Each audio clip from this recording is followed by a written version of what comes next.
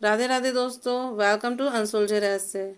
बहुत दिनों बाद मिल रही हूँ मैं आपके साथ एक नई स्टोरी के साथ। Date of death. क्या किसी इंसान को अपनी डेट ऑफ डेथ पता है? क्या ऐसा पॉसिबल है?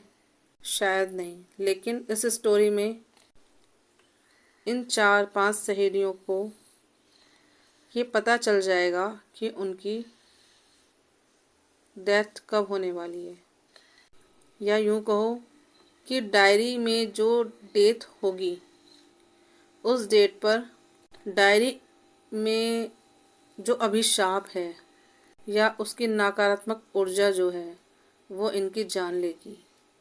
पता नहीं क्या रहस्य था उस डायरी का, हम जानेंगे इस स्टोरी में। स्टोरी शुरू करने से पहले एक रिक्वेस्ट है, लाइक शेयर सब्सक्राइब दोस्तों कर दिया करो। बहुत मेहनत लगती है एक स्टोरी आप तक लाने के लिए और बहुत खुशी मिलती है आपके एक कमेंट और लाइक से।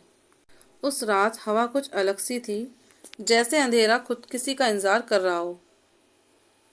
ये 4 सहेलियां अपनी एक दोस्त के बर्थडे में जा रही थीं, जिसका नाम रुचिका था।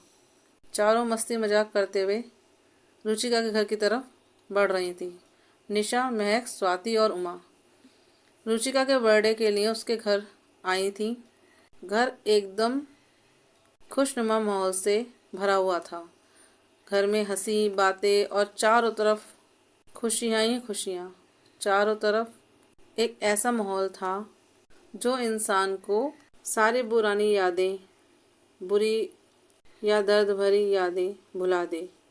म्यूज़िक चल रहा था, सभी एंजॉय कर रही थी, जैसे इस पल के लिए आगे उनके लिए कुछ ना हो। अचानक बातों बातों में निशा हंसते हुए बोली, यार मैं तो अपने मरने से पहले सारी इच्छाएं पूरी कर लूँगी। महक जोर से हंसी, और अगर तू अभी मर गई तो? निशा ने मुस्कुराकर जवाब दिया, अरे नहीं नहीं, मेरे गुरुजी ने बताया है कि मैं 80 साल तक जीने वाली हूँ।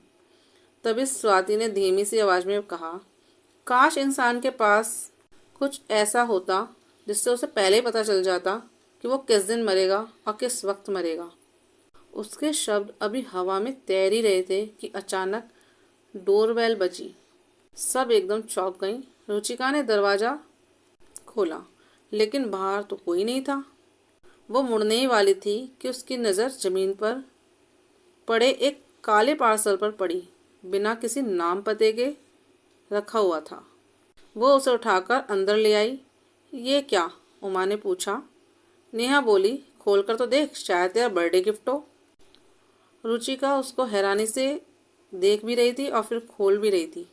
उसने उसको खोला तो उसमें एक काली डायरी निकली और डायरी पर लाल रंग से लिखा था, डेट ऑफ डेथ।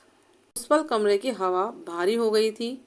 स्वाति के चेहरे से रंग उड़ गया, क्योंकि कुछ देर पहले ही वह बोल रही थी, काश मौत की तारीख उसे पता चल जाए। निशा ने माहौल को हल्का करने के लिए रुचिका से हाथ से डायरी ली और बोली, क्या बकवास बात है, कौन लिखता है ऐसी बातें? और उस डायरी को लेकर साइड में रख दिया और बोली, छोड़ो यार ये बकवास, पता नहीं किसने भद्दा मजाक किया है, चलो केक काटते हैं। सब जबरदस्ती मुस्कुराकर माहौल का हल्का करने की कोशिश करने लगी और डायरी को जब साइड में रख दिया गया तो वो जहाँ केक रखा था टेबल पर वहाँ पहुँच गई। रुचिका ने केक काटा, सबने केक खाया। फिर उसके बाद सब डाइनिंग टेबल पर पहुँच गई, खाना खाना शुरू किया और धीरे धीरे पार्टी ख़त्म होना शुरू हो गई और वो अपने अपने घर चली गई और उस डायरी को भूल गई। किसी को उस डायरी का याद ही नहीं था, लेकिन वो डायरी रुचिका के घर में आ चुकी थी। रात के 3 बजे अचानक रुचिका की आंख किसी खटखट से खुल गई। किसी ने फुसफुसाकर उसका नाम पुकारा, रुचिका, रुचिका। जैसे ही रुचिका ने ये सुना, उसके हाथ पैर कांपने लगे, पसीना उसकी गर्दन से बहने लगा। अचानक उसकी नज़र खिड़की पर पड़ी।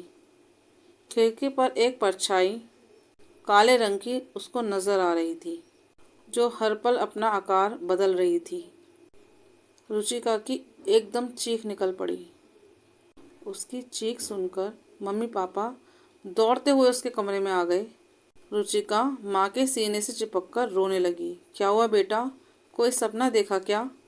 माँ ने प्यार से पूछा, लेकिन रुचिका कुछ बोल ही नहीं पा रही थी, जैसे शब्द उसके गले में ही अटक गए हों। मम्मी, मम्मी, मम्मी, मैं आपके पास सोऊंगी। उसकी आवाज़ इतनी कांप रही थी कि माँ उसे अपने कमरे में ले आई। पापा बोले, डरो मत बेटा, हम दोनों तुम्हारे पास हैं। और माँ ने रुचिका का सर अपने गोद में रखा और प्यार से उसके सिर पर हाथ फेरने लगी। धीरे धीरे रुचिका को नींद आ गई। पापा बोले, लगता है इसने कोई डरावना सपना देख लिया, इसने डर गई। चलो मैं वरुण के पास सोता हूँ, तुम इसका ध्यान रखना। वरुण, जो रुचिका का छोटा भाई था। लाइट बंद करते हुए पापा बोले, तुम भी सो जाओ। माँ ने थकी आवाज़ में कहा, हाँ मुझे भी यही लगता है, इसने कोई डरावना सपना देख लिया होगा। इसे कल समझाऊंगी कि ये हॉरर मूवी, हॉरर सीरियल वगैरह ना देखे। अलमारी के कोने में रखी हुई काली डायरी अपने आप धीरे धीरे उसके पन्ने पलटे जा रहे थे, जबकि अलमारी में कोई हवा नहीं चल रही थी। डायरी के पन्नों में से लाल रोशनी निकल रही थी।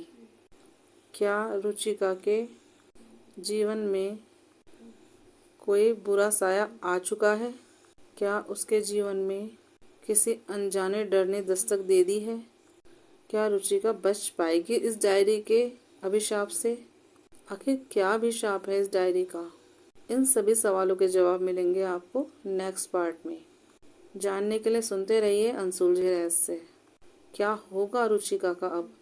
क्या चारों दोस्त इसकी इस चक्रव्यूह में फंसेंगी, या खाली रुचिका ही इसमें उलझ कर रह जाएगी? जानेंगे नेक्स्ट एपिसोड में।